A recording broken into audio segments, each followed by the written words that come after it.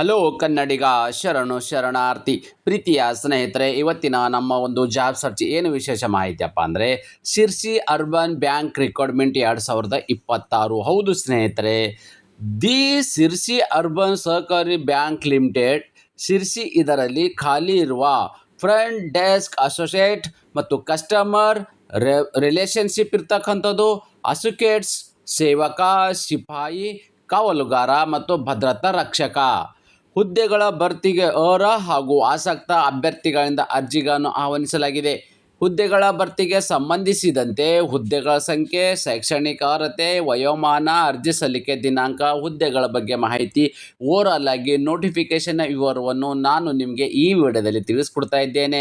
ಅದಕ್ಕಿಂತ ಮುಂಚಿತವಾಗಿ ನಮ್ಮ ಯೂಟ್ಯೂಬ್ ಚಾನಲ್ಗೆ ಮೊದಲ ಬಾರಿ ಭೇಟಿ ನೀಡಿದರೆ ಸಬ್ಸ್ಕ್ರೈಬ್ ಜೊತೆಗೆ ಬೆಲ್ ಐಕನ್ ಕ್ಲಿಕ್ ಮಾಡೋದನ್ನು ಮರೆಯಬೇಡಿ. ಯಾಕಪ್ಪ ಅಂದರೆ ಪ್ರತಿನಿತ್ಯ ನಾವು ಕೇಂದ್ರ ಸರ್ಕಾರ ಮತ್ತು ರಾಜ್ಯ ಸರ್ಕಾರದ ಹೊಸ ಹೊಸ ಉದ್ಯೋಗ ಮಾಹಿತಿ ಕೊಡೋದ್ರಿಂದ ತಪ್ಪದೆ ನಿಮಗೆ ನೋಟಿಫಿಕೇಷನ್ ಮೊದಲಿಗೆ ಬರಲಿದೆ.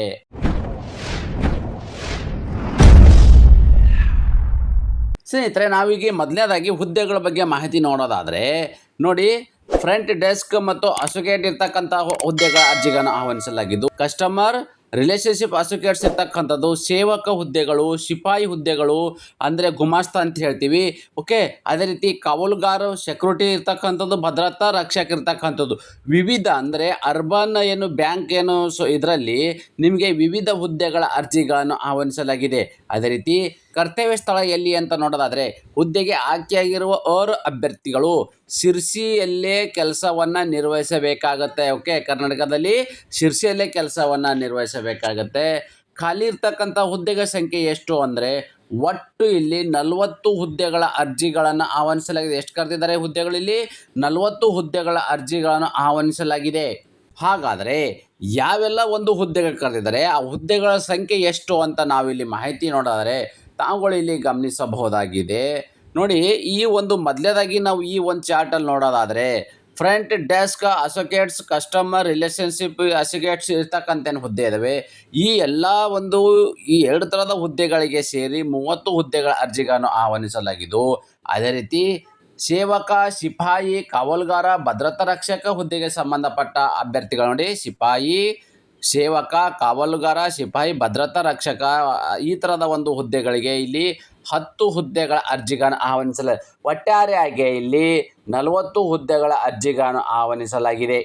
ಸ್ನೇಹಿತರೆ, ಇದು ಬಹುಮುಖ್ಯವಾಗಿರ್ತಕ್ಕಂಥ ಪ್ರಶ್ನೆ ಏನಪ್ಪ ಅಂದರೆ ಶೈಕ್ಷಣಿಕ ಅರ್ಹತೆ ಏನಾಗಿರಬೇಕು ಅಂದರೆ ಈ ಒಂದು ಹುದ್ದೆನ ಪಡೆದುಕೊಳ್ಳಬೇಕಾದ್ರೆ ನೀವು ಯಾವೊಂದು ಕ್ವಾಲಿಫಿಕೇಷನ್ ಹೊಂದಿರತಕ್ಕಂಥ ಅಭ್ಯರ್ಥಿಗಳು ಯಾವ ಹುದ್ದೆಗೆ ಅರ್ಜಿಗಳನ್ನು ಸಲ್ಲಿಸಬಹುದು ಅಂತ ನಾವು ಮಾಹಿತಿ ನೋಡೋದಾದರೆ ಫ್ರಂಟ್ ಡೆಸ್ಕ್ ಅಸೋಸಿಯೇಟ್ಸ್ ಮತ್ತು ಕಸ್ಟಮರ್ ರಿಲೇಷನ್ಶಿಪ್ ಅಸೋಸಿಯೇಟ್ಸ್ ಈ ಹುದ್ದೆಗೆ ಸಂಬಂಧಪಟ್ಟ ಅಭ್ಯರ್ಥಿಗಳು ನೋಡಿ, ಯಾವುದೇ ಅಂಗೀಕೃತ ವಿಶ್ವವಿದ್ಯಾಲಯದಿಂದ BCom, BBA ಮತ್ತು BBM ಇರ್ತಾವುದು, BE ಮತ್ತು MSc ಮತ್ತು BE ಪದವಿಯನ್ನು ಹೊಂದಿರಬೇಕು. ನೋಡಿ, ಯಾವುದೇ ವಿಶ್ವವಿದ್ಯಾಲಯದಿಂದ BCom, BBA ಮತ್ತು BBM, BE ಮತ್ತು BSc ಅಥವಾ BA ಪದವಿಯನ್ನು ಹೊಂದಿರತಕ್ಕಂಥ ಅಭ್ಯರ್ಥಿಗಳು. ಅದರ ಜೊತೆಗೆ ಪದವಿಯ ಎಲ್ಲ ವರ್ಷದ ಸರಾಸರಿ 50% 50ಕ್ಕಿಂತ ಹೆಚ್ಚಿರಬೇಕು. ನೋಡಿ, ಏನು ಈ ಒಂದು ಕ್ವಾಲಿಫಿಕೇಷನ್ ಜೊತೆಗೆ ಎಲ್ಲ ನೀವು ಸೆಮೆಸ್ಟ್ರಿಯಲ್ಲಿ 50% ನೀವು ತೇರ್ಗಡೆಯನ್ನು ಹೊಂದಿರತಕ್ಕಂಥ ಅಭ್ಯರ್ಥಿಗಳು ಈ ಒಂದು ಹುದ್ದೆಗೆ ಅರ್ಜಿ ಸಲ್ಲಿಸಬಹುದು. ಇಲ್ಲಿ ಗಮನವಿಟ್ಟು ಕೇಳಿಸ್ಕೊಳ್ಳಿ. ಓಕೆ, ಅದೇ ರೀತಿ BSc ಗಣಿತ ಅಥವಾ ಸಂಖ್ಯಾಶಾಸ್ತ್ರ ವಿಷಯವನ್ನು ಕಡ್ಡಾಯವಾಗಿ ಒಂದು ಸಬ್ಜೆಕ್ಟನ್ನಾಗಿ ಓದಿರಬೇಕು. ನೋಡಿ, ಇವು ಏನು BSc ಗಣಿತದಲ್ಲಿ ಒಂದು ಸಂಖ್ಯಾಶಾಸ್ತ್ರ ವಿಷಯವನ್ನಾಗಿ ಕಡ್ಡಾಯವಾಗಿ ಓದಿರಬೇಕಾಗತ್ತೆ.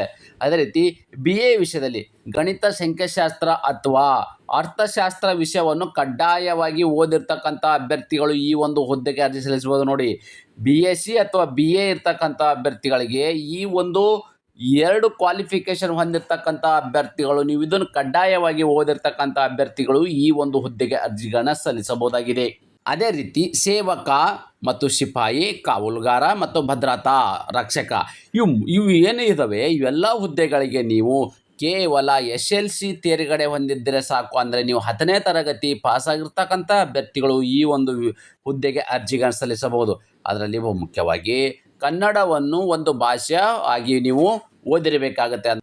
ಸ್ನೇಹಿತರೆ, ವಯೋಮಿತಿ ಅಂದರೆ ಈ ಒಂದು ಹುದ್ದೆಗೆ ಅರ್ಜಿಗಳನ್ನು ಸಲ್ಲಿಸಬೇಕಾದ್ರೆ ಯಾವ ವಯೋಮಿತಿ ಒಳಗಡೆ ಇರತಕ್ಕಂಥ ಅಭ್ಯರ್ಥಿಗಳು ಈ ಒಂದು ಹುದ್ದೆಗೆ ಅರ್ಜಿಗಳನ್ನು ಸಲ್ಲಿಸಬಹುದು ಅಂತ ನೋಡೋದಾದರೆ ಕನಿಷ್ಠ 18 ವರ್ಷ ಇರಬೇಕು. ಮಿನಿಮಮ್ ಎಷ್ಟು? 18 ವರ್ಷ. ಮ್ಯಾಕ್ಸಿಮಮ್ ನಿಮಗೆ 40 ವರ್ಷ ಇರಬೇಕು.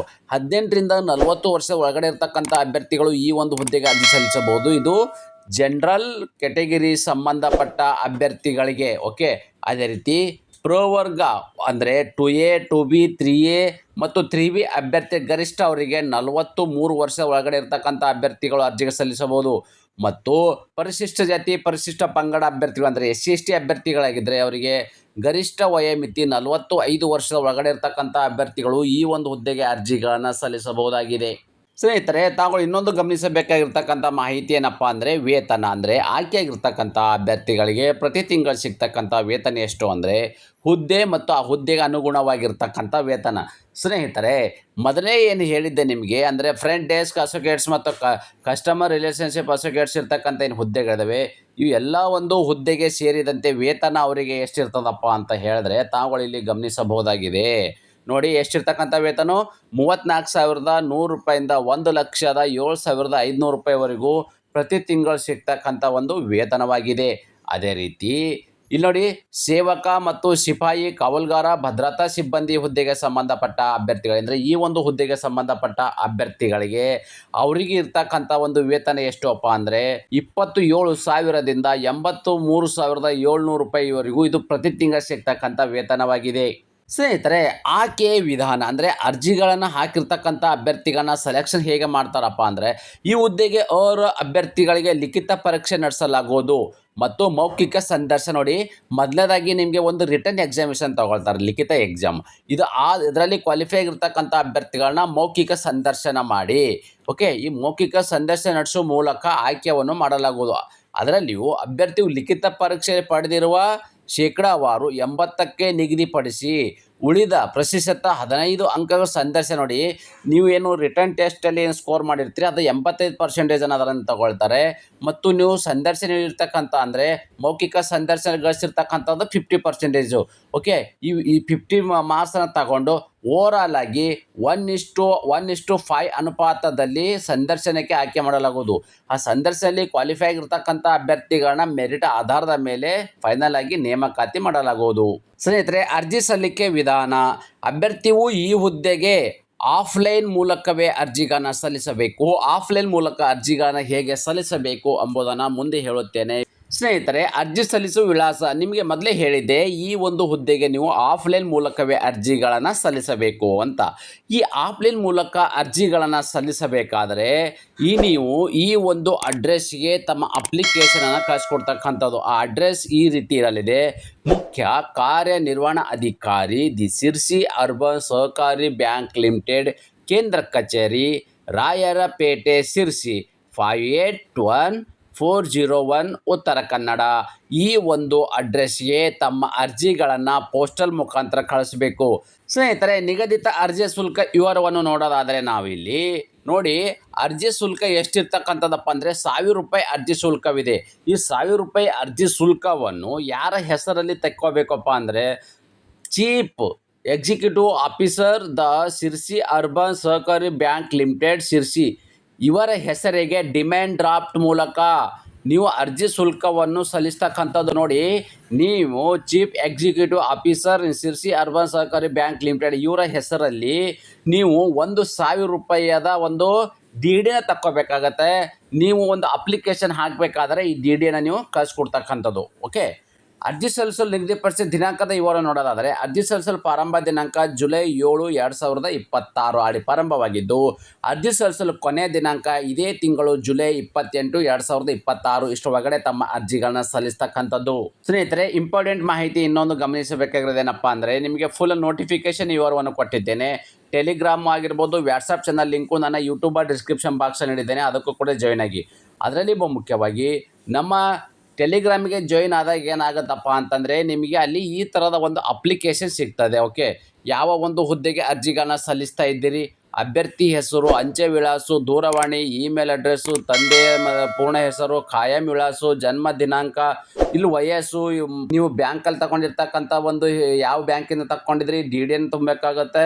ಓಕೆ, ಅಮೌಂಟನ್ನು ಯಾವ ಒಂದು ದಿನಾಂಕಕ್ಕೆ. ಓಕೆ, ಸೊ ಇದಾದ ನಂತರ ನೀವು ಈ ಥರದ ಒಂದು ದಾಖಲಾತಿಗಳನ್ನು ಕಳಿಸ್ಬೇಕು. SSLC ಅಂಕಪಟ್ಟಿ ಇರ್ಬೋದು, ನಡತೆ ಪ್ರಮಾಣ ಪತ್ರ, ಹೆಚ್ಚಿನ ವಿದ್ಯಾರ್ಹತೆ ಇದ್ದಲ್ಲಿ ಪ್ರಮಾಣ ಪತ್ರ, ಓಕೆ, ಪದವಿ ಅಂಕಪಟ್ಟಿ ಇರಬೇಕು, ಕಂಪ್ಯೂಟರ್ ಶಿಕ್ಷಣ ಪ್ರಮಾಣ ಪತ್ರ, ಸೇವಾ ಅನುಭವದ ಕುರಿತು ಪ್ರಮಾಣ ಪತ್ರ, ಇವೆಲ್ಲವೂ ಏನು ಡಾಕ್ಯುಮೆಂಟ್ ಇದ್ದಾವೆ. ಇವೆಲ್ಲವೂ ಡಾಕ್ಯುಮೆಂಟ್ ಕೂಡ ನಾನು ಹೇಳಿದ ಒಂದು ಅಡ್ರೆಸ್ಗೆ ಪೋಸ್ಟಲ್ ಮುಖಾಂತರ ಈ ಒಂದು ಅರ್ಜಿಗಳನ್ನು ನೀವು ಸಲ್ಲಿಸಬೇಕಾಗತ್ತೆ. ಅದೇ ರೀತಿ ನಾನು ಕೊಟ್ಟಿರ್ತಕ್ಕಂಥ ಉದ್ಯೋಗ ಮಾಹಿತಿ ನೀವು ಇಷ್ಟಪಡ್ತೀರಿ ಎಂದು ಭಾವಿಸುತ್ತೇನೆ. ಈ ಉದ್ಯೋಗ ಮಾಹಿತಿ ನಿಮಗೆ ಇಷ್ಟವಾದರೆ ನಿಮ್ಮ ಫ್ಯಾಮಿಲಿಗೂ ಫ್ರೆಂಡ್ಸ್ಗೂ ಶೇರ್ ಮಾಡೋದನ್ನು ಮರೆಯದಿರಿ. ಧನ್ಯವಾದ.